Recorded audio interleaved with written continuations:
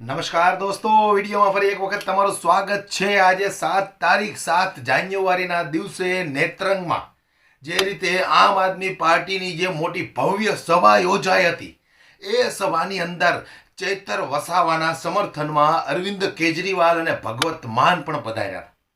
ત્યારે અરવિંદ કેજરીવાલે જે ભાષણ કર્યું છે અને ભારતીય જનતા પાર્ટી પર આકરા પ્રહારો કર્યા છે અને ચૈતર વસાવાને શું ગણાવ્યા છે, આવનારા સમયમાં ચૈતર વસાવા સાથે શું થવાનું છે, એ જોરદાર ખુલાસા સાથે અરવિંદ કેજરીવાલે જે વાત કરી છે એ વાત આપણે સાંભળવી છે દોસ્તો। પણ વિડીયો વધુમાં વધુ શેર કરી દેજો અને પૂરી વાત સાંભળજો।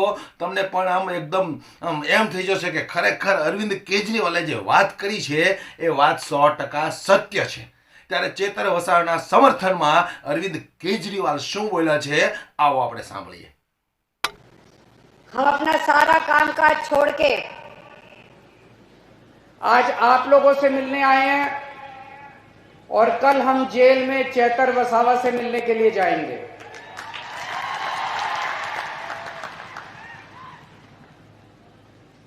इन्होंने चैतर वसावा को गिरफ्तार कर लिया। इन्होंने चैतर वसावा को गिरफ्तार कर लिया,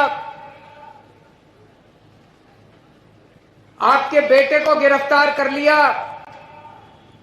आदिवासी समाज के नेता को गिरफ्तार कर लिया।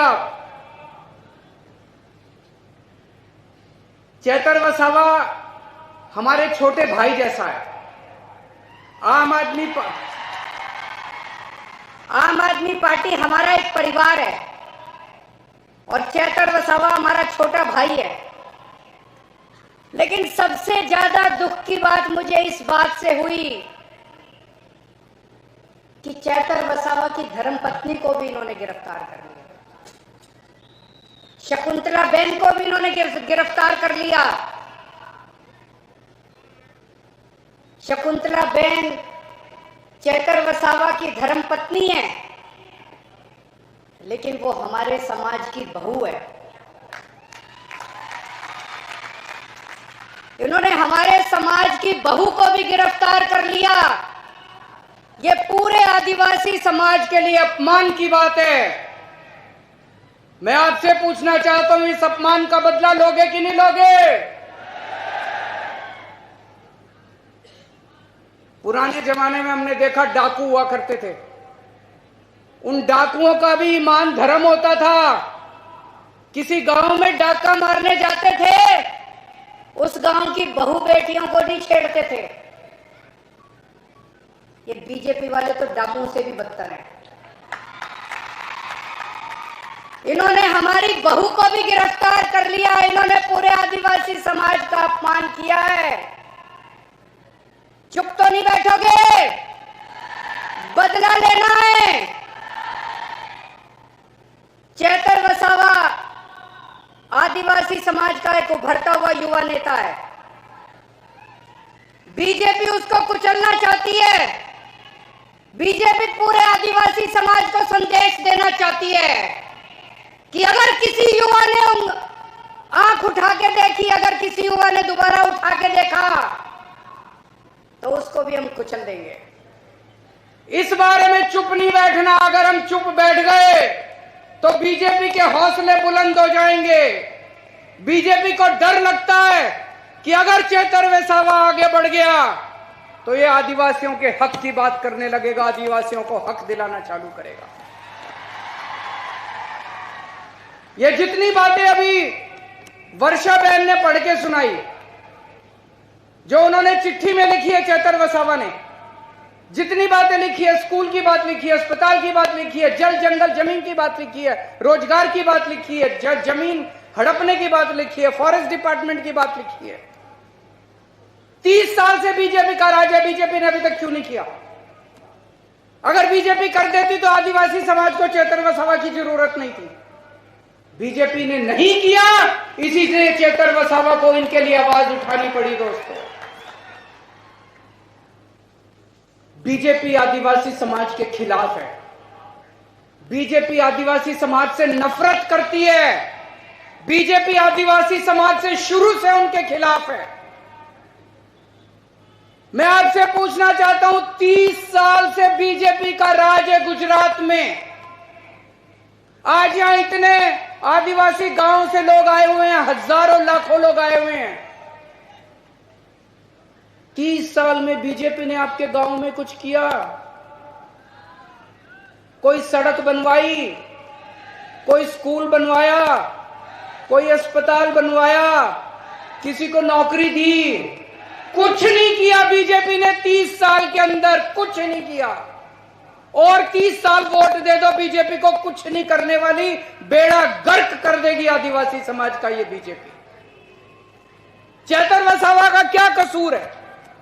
क्यों उसको जेल में डाला इन्होंने? क्योंकि चेतर वसावा गरीबों और मजदूर आदिवासी लोगों को उनका हक दिला रहा था। जब फॉरेस्ट डिपार्टमेंट वाले आपकी जमीनें हड़पने के लिए आते हैं तो चेतर वसावा बीच में खड़ा होकर आपकी रक्षा करता है, आपकी जमीन की रक्षा करता है। जब फॉरेस्ट डिपार्टमेंट वाले आपके ऊपर फर्जी एफआईआर करते हैं तब चेतर वसावा पुलिस वालों से आपके लिए लड़ता है। जब आपके स्कूल नहीं बनते, मुझे बताया गया कई स्कूल ऐसे हैं जिसमें एक भी टीचर नहीं है, कई स्कूल ऐसे हैं जिसमें एक टीचर है। चेतर वसावा अपने लिए लड़ाई नहीं लड़ रहा, चेतर वसावा आपके बच्चों की लड़ाई लड़ रहा है दोस्तों। अभी उन्होंने चिट्ठी में लिखा कितने सरकारी अस्पताल है, मुझे पता चला यहां के सिविल अस्पताल को प्राइवेट कर रहे हैं, किसी बड़े साहूकार को अस्पताल दे रहे हैं। अगर हमारे गरीब, हमारे घर में कोई बीमार हो जाएगा, हम कहां जाएंगे? वो अमीर आदमी, प्राइवेट आदमी तो पैसे लेगा, बड़े बड़े पैसे लेगा। दिल्ली के अंदर हमने सारे सरकारी अस्पताल शानदार बना दिए। दिल्ली के अंदर अब गरीब हो चाहे अमीर हो, सबका इलाज मुफ्त कर दिया।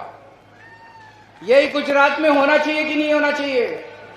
इसी के लिए तो लड़ रहा है चेतर वसावा। आदिवासी समाज के लिए इतना हजारों लाखों करोड़ का पैसा आता है, केंद्र सरकार से आता है, गुजरात सरकार से आता है। कहां जाता है सारा पैसा? एक भी पैसा अपने गांव में नहीं आता, एक भी पैसा हमारे ऊपर खर्च नहीं होता। सारा पैसा चोरी कर लेते हैं ये लोग, सारा पैसा चोरी कर लेते हैं ये लोग। इसी के खिलाफ चेतर वसावा लड़ाई लड़ रहा है, इसी के खिलाफ चेतर वसावा आवाज उठा रहा है। इसलिए उन्होंने उसको पकड़ के जेल में डाल दिया कि अगर ये ज्यादा बोलेगा तो हमारी लूट, हमारा डाका बंद हो जाएगा दोस्त। इसलिए उन्होंने उसको जेल में डाला। ये कसूर है चेतर वसावा अपने लिए लड़ रहा, चेतर वसावा अपने लिए नौकरी नहीं मांग रहा, चेतर वसावा अपने बच्चों के लिए नौकरी नहीं मांग रहा, चेतर वसावा आदिवासी समाज के एक एक आदमी के लिए लड़ रहा है दोस्त।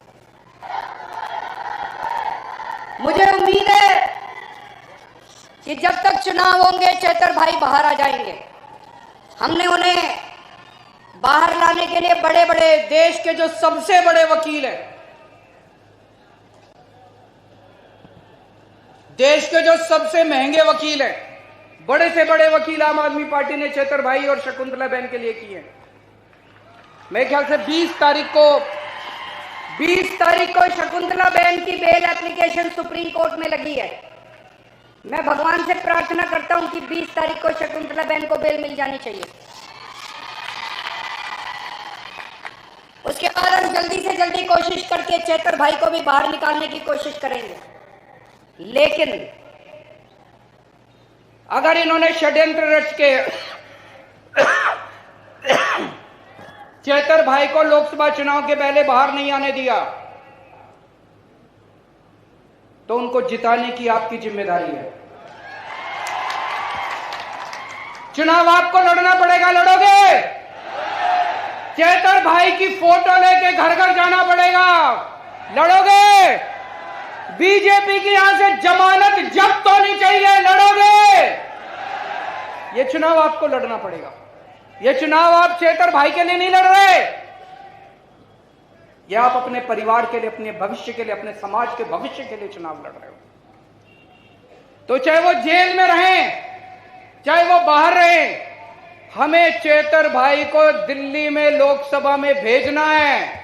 अभी चेतर भाई की आवाज यहां से गूंजती है, अब चेतर भाई की आवाज दिल्ली से पूरे देश के अंदर गूंजेगी।